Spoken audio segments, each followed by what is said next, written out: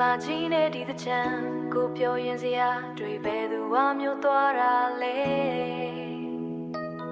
ကြီးမြတ်နေထူမှာပူလောင်မှုတွေတွေ့စံပြန်လို့လမ်းမေမထင်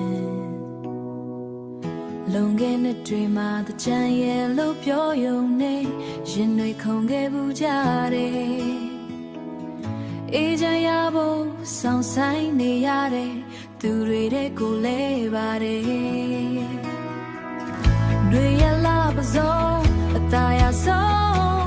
အပျော်ဆုံးရကိုခိုးယူသားရကိုခိုးယူသွားတာနဲ့တွေလဲတန်ချသွားရပြီပဲတကူရဲ့ငုံနဲ့တောက်ကိုလုံးလဲစွာလက်စွာဘွယ်ဘွယ်လာစံခွေလေးပဲအခုခါသူတို့မှာညို့တော့သွားတာလေနှမြချာ